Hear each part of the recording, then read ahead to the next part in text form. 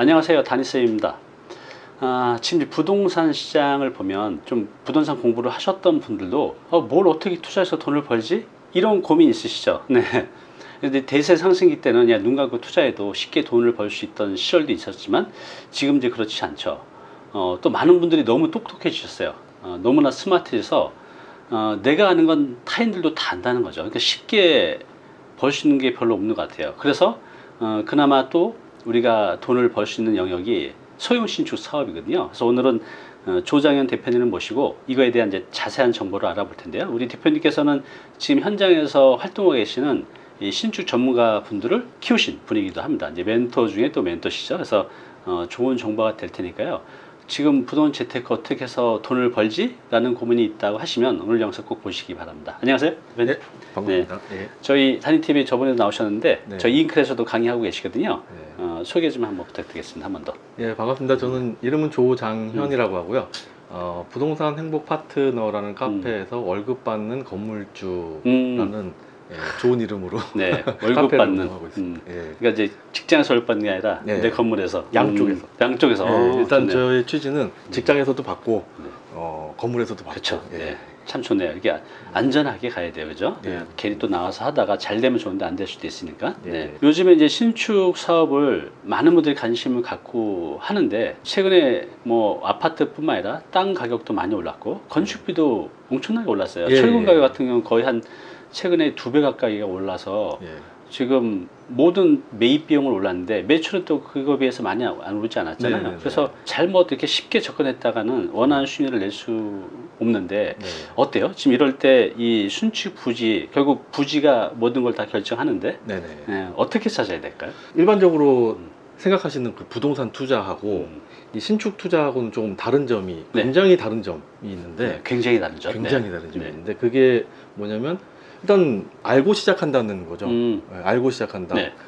얘가 얼마에 팔릴까, 얼마에 임대가 될까를 알고 나서 그 다음에 내가 들어가는 비용이 얼마인지를 산정을 하고 항상 들어갔거든요. 그러니까 예측 가능한 거죠. 예. 우리가 아파트는 얼마에 살 줄 알지만 얼마에 팔지는 예측할 수 없잖아요. 예, 맞습니다. 근데 이 사업은 얼마에 팔지까지도 예측하고 하는데 그게 크게 오차 범위가 크게 없다는 거죠. 그죠? 예, 맞습니다. 여기서 얼마에 팔지도 예측을 할 수 있지만 내가 사업을 시작하기 전에 얼마가 들어갈지도 이미 산정을 하고 들어가거든요. 그렇죠. 네.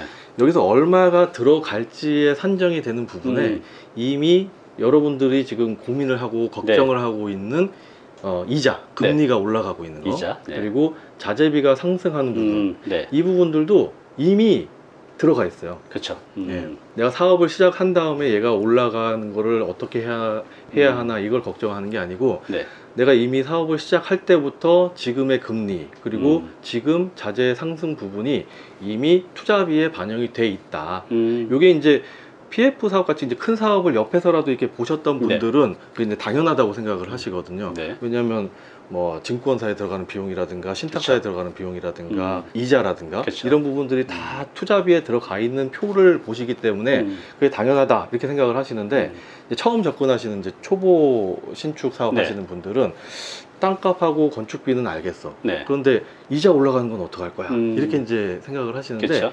그게 이미 다 반영이 돼가지고 네. 시작을 한다라는 말씀을 드리고 싶어요. 그래요. 네. 그럼 이 신축 부지를 찾을 때 네. 어떤 부분을 우리가 유의해서 찾아야 될까요? 지금 이런 상황에서는?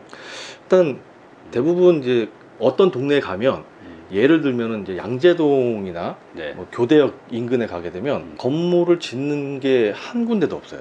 여기 그렇죠. 여기는? 근데 또 어떤 다른 동네를 가게 되면 한 집 건너서 한 집 공사를 하고 있거든요. 이유가 있겠네요. 예. 그게 이제 왜 그러냐면 분양가나 임대가는 이제 여기에 있고 그리고 땅값이 여기에 있어요. 네. 근데 얘가 변동이 안 된 상태. 네. 여기는 공사가 안 하고 있습니다. 그런데 분양가나 아니면 임대가가 올라갔는데 땅값은 아직 안 올라간 거죠. 그러면 이 동네에서는 10중 8구 공사를 한 집 건너서 한 집 공사를 하고 있는 경우가 거의 대다수인 거죠. 예. 그러면 이제 내가 신축 부지를 어디서 찾을까를 고민한다고 하면 그냥 눈으로 확인하면 되겠네요. 신축하는 데가 많이 없다면 예. 그 이미 선수들은 여기 남는 게 없다 네. 라는 것 때문에 안 하는 거고 예. 여기 한 집 건너 하나씩 하고 있네. 예. 그럼 뭔가 남으니까 이렇게 할 거 아니에요? 그렇죠. 그럼 이제 이 지역에서 일단 초보자들은 찾아보고 예. 또 매입 매출을 확인해 보면 좋겠네요. 예. 그래서 오늘 제가 저번 시간에도 제가 네. 단위 TV에 나올 때마다 선물을 하나씩 네. 이렇게 그렇죠. 오픈을 아주 하는데 고급 정보 주셨죠. 네. 이거는 정말 그 약간 천기누설이라고 그래요? 할까? 어유 감사합니다. 좀 하나 공유해 좀 주세요. 말씀을 드리려고 하는데 네.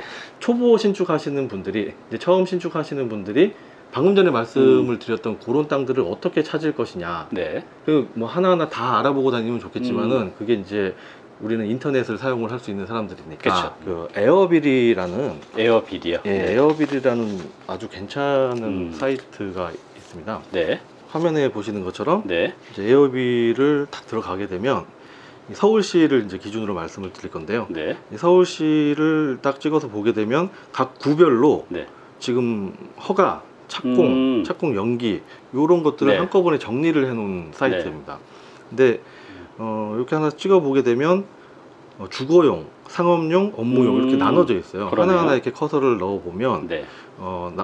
이렇게 표가 나오게 되고 네. 이제 강서구에 예를 들어서 강서구에 허가가 142건이 있었습니다. 네. 그런데 주거용이 77건이고 상업용이 33건이에요. 음. 근데 다른데 뭐 강남 같은 데 가면은 요즘에는 주거용보다는 네. 상업용이 더 많은 거를 표로 딱 볼 수가 있거든요. 네. 네, 그래서 이제 예를 들어서 이제 강서구를 클릭을 해서 들어가게 되면 네.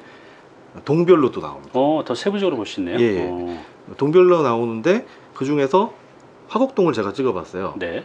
화곡동을 찍어봤더니 허가가 이제 3년치 네. 통계인데요. 허가가 66건인데 그 중에서 47건, 거의 70% 네. 가까이가 이제 주거용으로 진행을 하고 있습니다. 그렇군요. 여기는 왜 주거를 많이 할까라는 의문을 가지고 다시 또 찍어서 네. 들어가 보면 네. 이 중에서 네. 마음에 드는데 하나를 찍어서 보시는 거죠. 그러면 이 초록 색깔, 파란 색깔로 된 게 신축 허가를 받은 것들을 표시를 해놓은 건데 그 중에서 임의로 제가 하나를 찍어봤어요. 네. 찍어봤더니 건축 허가가 2022년도 2월 24일 날 났답니다. 날짜까지 나오네요. 네. 네. 그러면은 얘를 다시 클릭을 해서 들어가게 되면 계속 클릭하면 세부적으로 계속 볼 수 있는 거죠, 이 사이트에서. 네네네, 맞습니다. 그래서 건축 허가일이 2월 24일이고 네. 착공 예정은 돼 있는데 아직 착공은 안 한 걸로 보여요. 네. 네. 여기까지 보게 되면 여기는 굉장히 신축 허가가 많이 진행하고 있다. 네. 왜일까? 네. 제가 아까 서두에 말씀을 드렸던 얘는 양재동 같이 공사를 안 하고 있는 동네가 아니고 네. 이제 막 시작하려고 하는 사람들이 그러게요. 굉장히 많이 모여 있는 동네인 거죠. 그래서 그 다음에는 이제 어디로 가야 되냐면 네. 제가 특정 사이트를 홍보하는 건 아니지만 네. 예, 디스코라는 사이트가 또 있어요. 디스코요. 네. 네. 뭐 디스코든 아니든 뭐 다른 것도 상관은 없는데 이제 매매 가격, 실거래 가격을 정리를 해놓은 사이트들이 네. 있거든요. 그 사이트에 가게 되면 그 필지가 얼마에 언제 매각이 됐는지를 알 수가 있게 네. 되는 거죠. 그렇게 되면 확인을 해보면 이 방금 전에 확인했던 그 땅이 여기 이제 40평으로 되어 있는데 네. 여기 보시면 이제 77평이에요. 그러네요. 그래서 두 개 네. 필지를 한꺼번에 같이 했다라는 걸 알 수가 그렇군요. 있고 여기서 중요한 거는 평당 가격. 네. 나오네요. 40평에 9억 7천 네, 나눠보면 네, 되겠네요. 나눠보게 되면 얘가 한 2,500만 원 2,500 정도 정도? 나오거든요. 그러면 이제 저희는 뭐를 알았느냐? 이 수익률표에서 수익률표에 들어가는 땅값을 알았죠. 그렇죠. 땅값 알고. 땅값을 네. 알았죠. 근데 저번 시간에 제가 말씀드린 것처럼 토지비, 건축비, 기타 비용 네. 중에서 건축비하고 기타 비용은 뭐 대동소이하다. 그렇죠. 예, 한 700만 원, 750만 원 평당 네. 이 정도 이렇게 보시면 될 텐데 근래 같은 네. 경우에는요. 그게 이제 대동소이하기 때문에 이제 수익률표를 만들 수가 있어요. 그러네요. 예, 수익률표라는 거는 예, 화면에 보시는 것처럼 네. 뭐 형식은 네. 각자 만드셔도 되고 뭐 이런 폼도 있고 저런 폼도 있는데 중요한 거는 이제 지출이 얼마가 지출이 되고 내가 네. 매출을 얼마를 올릴 수 있느냐 네. 이 두 개를 비교해서 내가 얼마를 남느냐 이게 이제 수익률표의 기본인데 네. 이 중에서 토지 매입비를 집어넣어보고 네. 그리고 아까 봤던 건축 허가상의 네. 연면적하고 대지 면적 이런 것들을 유추해서 네. 아직 가설계를 해보진 않았지만 네. 유추해서 호시를 넣어보고 네. 넣어보게 되면 제가 해보니까 한 8세대 정도가 들어가더라고요. 8세대가 들어가는데 한 60제곱미터 정도의 사이즈로 방 3개, 화장실 2개짜리가 들어가게 네. 되는 거죠. 그 다음에는 네이버 부동산으로 가시면 됩니다. 네. 예, 그러면 이제 각각의 단가를 알 수가 있겠죠. 네. 예, 각각의 단가를 집어넣어보게 되면 예를 들어서 8개인데 5억이다. 그러면 8호 40. 네.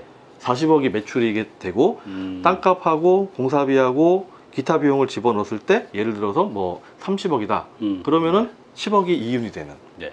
이거를 이 동네에서는 수익이 확인이 된 거죠. 그러네요.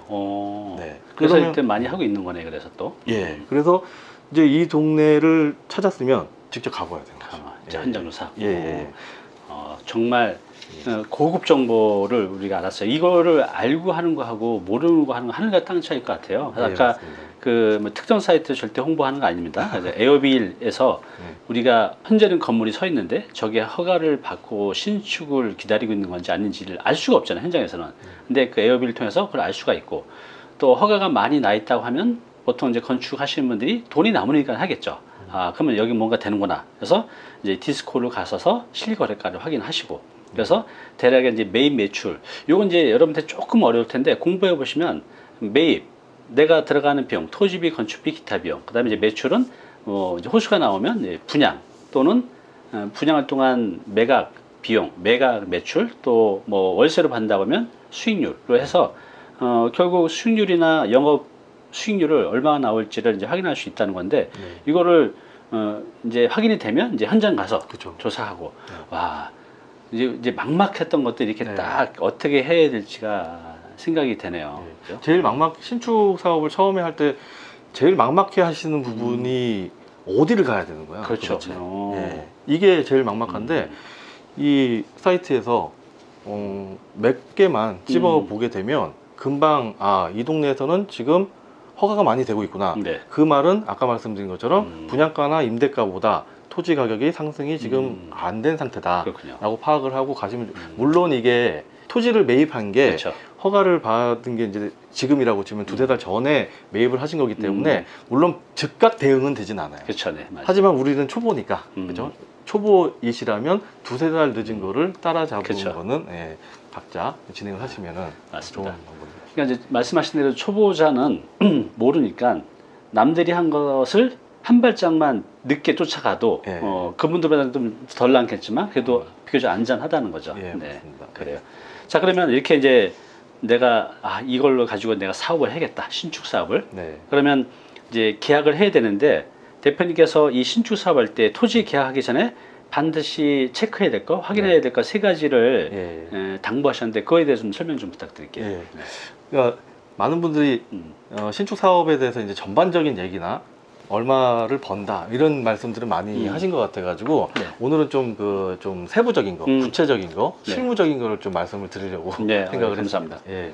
그래서 토지를 계약하는 날을 기준으로 해서 네. 토지를 계약하기 전에 해야 되는 게 세 가지가 있고 토지를 계약하고 나서 일주일 안에 해야 되는 게 세 가지가 일주일 안에, 있습니다. 네. 예. 그러니까 대부분 사람들이 토지를 찾는데 너무 힘이 들다 보니까 토지를 계약하고 나면 이제 팍 퍼져가지고 딱 풀어지죠. 긴장이 예. 딱 이제 나- 풀리니까. 끝났다. 네. 이렇게 생각하시는데 이제부터 시작이죠. 이제부터 시작. 심지어 토지 계약하는 거고 이제 막 그 고생 다 했으니까 이제 해외여행 가시는 분이 있고 큰일 납니다 이랬다가는. 네. 예. 토지를 계약하기 전에 해야 되는 세 가지는 일단은 가설계를 꼭 해보셔야 돼요. 가설계요? 예. 그러니까 가설계를 임의로 본인이 직접 이렇게 해보시는 분도 계시는데 절대 안 됩니다. 여기서 그 가설계를 일반 시청자분들은 잘 이해를 못해. 이거 좀만 예. 더 풀어서 설명 좀 부탁드릴게요. 가설계가 예. 어떤 의미인지. 예. 가설계의 가장 그 중요한 부분은 분양을 하는 네. 빌라처럼 분양을 하는 거라 그러면 세대수 기준은 빌라라고 하면은 투룸이 있을 수가 있고 쓰리룸이 있을 수 있는데 네. 투룸이라 그러면은 40제곱미터 기준 그리고 쓰리룸이라 그러면 60제곱미터 기준으로 해서 네. 몇 개나 나올 수 있을 것인가 이게 가설계를 해서 중요한 부분이고 이걸 어디서 알아볼 수가 있죠? 설계사무소에 그렇죠. 예. 설계사무소에서 돈을 좀 줘야겠죠? 예, 맞습니다. 아까워하시는 분들이 굉장히 많은데 네. 이거 아까워하시면 안 그렇죠. 돼요. 이거 아까웠던 큰일 납니다. 네. 그래서 이제 돈을 지불하고 이 가설계라는 걸 받게 되면 네. 이건 이제 우리가 어떤 의미가 있는 거죠? 이 가설계는 여기서. 이걸로 이 아까 말씀드렸던 수익률표를 완성을 할 수가 있는 거예요. 완성을 할 수 예. 있다. 이게 굉장히 필요한 거네요. 활용 점정. 그래서 돈을 들여야 되네요. 그죠? 예. 가장 중요하고. 30만 원 하는 데도 있고 50만 원 하는 데도 있고 200만 원 받는 데도 있긴 하지만 네. 반드시 해보셔야 돼요. 네, 가설계 정말 중요한 겁니다. 네. 그리고 또 한 가지가 대출인데요. 네. 대출이 요즘에 된다고 했다가 안 된다고 하는 경우도 많고 또 계속 해줬던 데가 네. 안 해주는 경우도 맞아요. 굉장히 많습니다. 네. 예. 그런데 대부분 사업을 하시는 분들이 예를 들어서 원룸 건물을 짓는다 하면 땅값만 한 10억 정도가 되는데 네. 보통 자기 투자 자금 자체가 에쿼티라고 하는 네. 투자 자금 자체가 5억, 뭐 많아도 7억 네. 이 정도 되거든요. 이건 뭔 얘기냐면 땅값도 없다는 얘기거든요. 그렇죠. 예, 땅값도 없는 상태에서 이제 진행을 하는 건데 네. 땅을 계약을 했는데 대출을 확인을 안 해놨어요. 어휴, 근데 대출이 안 나온대. 사고네, 사고. 예, 그러면은 결국에는 잔금을 못 내게 된다는 얘기고 이거는 계약금을 날리게 된다라는 얘기이기 때문에 네. 이 대출 확인이 안 된 상태에서는 절대로 그 계약을 하면 안 되는데 여기서 많은 분들이 또 놓치시는 게 네. 있는데 이 신축 사업을 할 때 토지비의 80%가 대출이 된다더라 라는 얘기를 된다더라 이런 얘기를 굉장히 많이 들으시는데 여기에서 굉장히 실수하시는 분들이 많아요. 이 수익률표에 집어넣어 보게 되면 땅값이 예를 들어서 2천만 원인 동네에 뭐 북도로를 끼어 있고 뭐 좀 위아래로 길거나 이렇게 되게 되면 네. 평당 2,500만 원, 3천만 원이 되더라도 네. 수익이 뭐 100% 이상 나오는 경우가 그렇죠. 있거든요. 네. 그럼 3천만 원이어도 수익이 나. 그러니까 3천만 원으로 계약을 했어. 100평이어가지고 30억이다. 근데 그 동네에서는 2천만 원에 매매가 되고 있었던 거예요.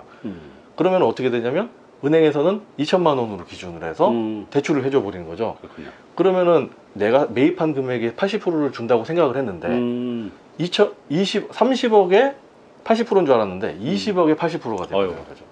그러면 또 이게 사고가 생기거든요. 그럼 이거 사전에 어떻게 확인을 하면 좋을까요? 은행에 확인을 하시면은 네. 탁감 가격을 네. 탁감 금액을 알려주기 때문에 미리 확인을 하고 가시는 게 반드시 필요합니다. 그래서 이걸 토지 계약 전에 해야 되는 거죠. 내가 현금 흐름을 맞출 수가 있는지. 네. 이거 너무 중요해요. 이거 못 맞추면 계약금 다 날라갑니다. 네, 그죠? 그리고 세 번째가 이 세무 상담인데요. 세무상담? 이거 왜 필요한 거죠? 세무상담? 세무 상담은 워낙에 세금이 지금 복잡하셨으니까 근데 반드시 하셔야 되는 게 자기가 개인으로 들어갈 건지 네. 개인 사업자로 들어갈 건지 아니면 법인을 만들어서 들어갈 건지 어떤 게 가장 유리한지 반드시 확인을 하고 세무사 상담을 하시고 네. 그 다음에 토지 계약을 하셔야 된다라는 말씀입니다. 맞습니다. 그래서 지금 세금이 너무 예. 너무 어마어마해서 네. 이 부분에 체크 안 하고 했다가는 체크하고 내가 준비하면 줄일 수 있는 거를 줄이지 못하는 경우도 있으니까 조심하시기 바랍니다. 그러면 정리하면 토지 신축 사업 시입니다. 신축 사업 시 토지 계약 전에 반드시 확인해야 될 세 가지는 첫 번째 그 수익률표 아까 대표님께서 보여주셨던 걸 완성하기 위해서 뭐가 필요하죠? 가설계. 돈이 좀 들어가지만 반드시 해야 된다는 거죠. 이거 50만 원, 100만 원 아끼자가 매덕 날아갈 수 있어요. 네, 그 다음에 대출. 내 돈을 다 갖고 하신 분은 별로 없어요. 그래서 지금 유튜브에도 보면 뭐 80%가 된다더라, 70% 된다르다 했다가 그거 믿고 한다 큰일 난다는 거죠. 그래서 미리 대출 기간하고 계약 전에 나 이거 계약할 건데 얼마 나오는지를 확인하고 하시라는 겁니다. 그리고 마지막은 세무 상담. 개인으로 할지 사업자로 할지 아니면 이제 법인으로 할지 또 내 목적에 맞게 하셔야 되니까 이걸 이제 토지 계약 전에 반드시 확인하시기 바랍니다. 그러면 이제 토지 계약 후는 뭘 또 체크해야 되죠? 토지 계약을 딱 했습니다. 그러면 해외여행 가면 절대 안 됩니다. 네. 이 토지 계약을 한 다음에 해야 되는 게 세 가지가 또 있는데 첫 번째가 설계사무소를 되도록이면 토지 계약한 그 다음 주 일주일 안에 설계사무소하고 계약을 하셔야 됩니다. 그게 왜 그렇죠? 왜 그러냐면 지금 우리가 잔금을 보통 한 3개월에서 4개월 정도로 이렇게 두게 되는데 그렇죠. 네. 설계 기간이 보통 한 달 반에서 2달 정도가 걸리게 되고 네. 또 설계를 다 그린 다음에 허가 기간이 한 달 정도가 소요가 되거든요. 네. 그리고 만약에 내가 심의까지 받아야 된다 그러면은 한 달 반 정도가 더 추가가 돼요. 그렇죠.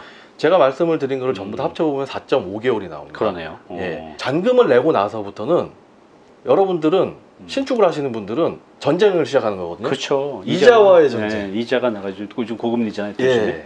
그래서 하루 뭐 한 달 이게 전부 다 이자. 예를 들어 10억이라고 하면 한 달 이자가 400만 원이잖아요. 그렇죠. 예, 그러니까는 이자와의 전쟁을 이제 시작하는 거기 때문에 줄일 수 있는 거는 먼저 해놓을 수 있는 거는 다 먼저 해놔야 되거든요. 잔금을 내기 전에. 그죠? 그래서 설계를 바로 진행을 해야 바로 진행을 해도 잔금을 낸 다음에 한 보름 정도는 이자만 내고 하늘만 바라보게 되기 때문에 예, 토지 계약을 한 다음에 바로 설계 계약을 진행을 하셔야 된다. 설계 계약하고 이제 인허가가 또 떨어져야 이제 착공을 할 수 있으니까 요걸 이게 늦춰지면 늦춰질수록 한 달 이자 이거 나가는 거 정말 진짜 심장이 그냥 쿵닥쿵닥거립니다. 그러니까 요걸 이제 7일 내에 빨리 가능하면 이제 계약을 하시고, 네, 두 번째는요?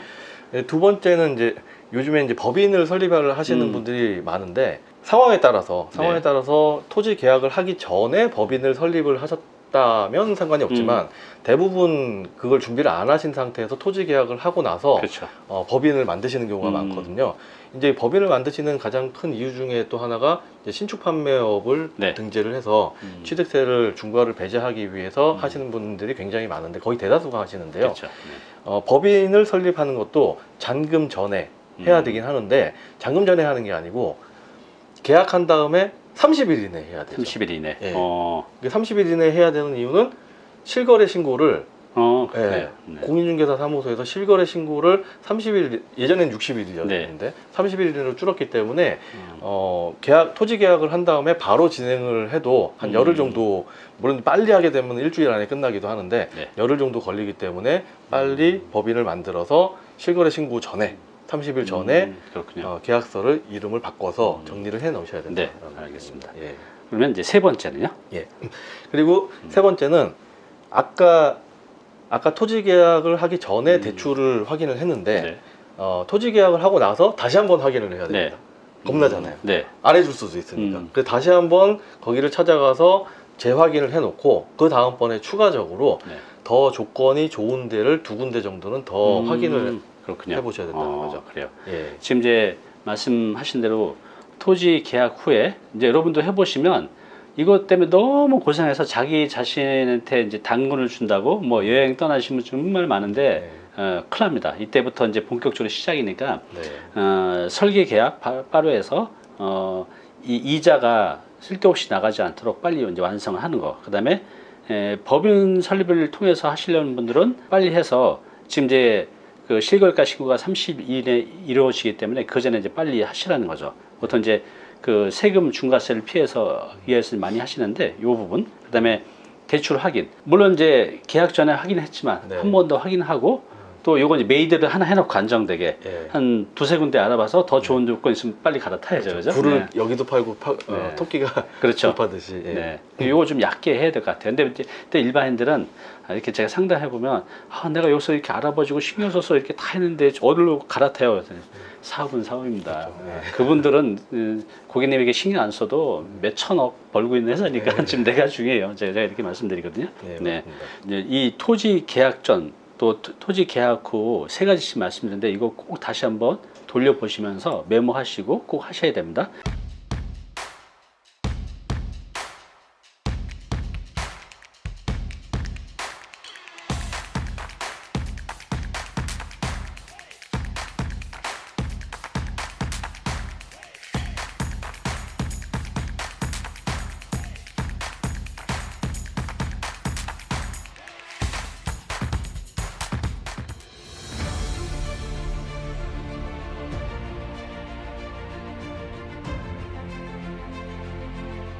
네, 오늘 정보 도움이 좀 되셨나요?